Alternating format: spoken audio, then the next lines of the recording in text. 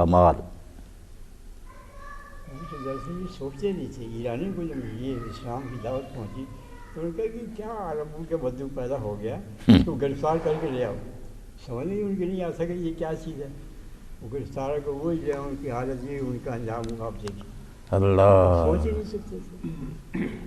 اور جب ان کے مسلمانوں کو جاتے ہیں ان کی مغیرہ بن شعبہ سے ربی بن عامر اور مغیرہ بن شعبہ یہ سارے گئے تھے. حضرت ربی نے وہاں تقریر کی, ربی بن عامر. ہمارے ساتھ وہ میرے ساتھ وہ آدمی ہیں جن کو موت اتنی ہی پسند ہے جتنی تمہیں شراب پسند ہے. یہ حضرت خالد نے کہا تھا نا اس کو, رستم کو. اس نے کہا تو میں چیتڑے تمہارے پاس ہیں, ٹوٹی جوتیاں, گدھوں پر سوار ہو, ہمارا مقابلہ کرنا چاہتے ہو ایسے ہی منظم فوجوں کا. تو انہوں نے کہا جتنے شوق سے تیرے سپاہی شراب پیتے ہیں نا اتنے شوق سے میرے سپاہی مرنے کا جام پیتے ہیں.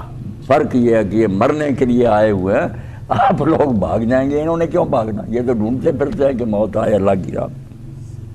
یہ دیکھیں سب سے بڑا مشکل کام یہ ہوتا ہے کہ تعداد میں کم, اسلحہ میں کم, اللہ وسائل میں کم, اور جنگ پھر ان کے ملک میں ہو رہی ہے جن کے پاس یہ ساری چیزیں زیادہ ہیں. کسی دوسرے ملک میں کم مال, کم اشخاص, دوسرے درجے کے اسلحے کے ساتھ, کم اسلحے کے ساتھ جا کر دوسرے ملک میں لڑنا اور فتح پانا. وعلیکم السلام ورحمۃ اللہ. یہ بس اللہ تعالیٰ کی توحید کا ہی کرشمہ تھا جس کی وجہ سے وہ یہاں پہنچے. اور اس زمانے کی سپر پاور, 2 سپر پاور تھے, دونوں کو شکست.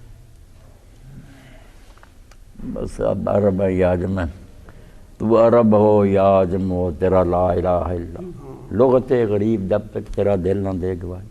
دل سے نہ بات نکلے کہ کہتا عربیوں کو بھی معنی نہیں آتا لغت غریب, ان کے لیے بھی مشکل لفظ ہوتا ہے اجنبی زبان کا. اجمیوں کے لیے لفظ ایک پڑھتے رہتے ہیں, معنی کا پتہ نہیں کہ یہ کیا کہہ رہے ہیں. لا الہ الا اللہ.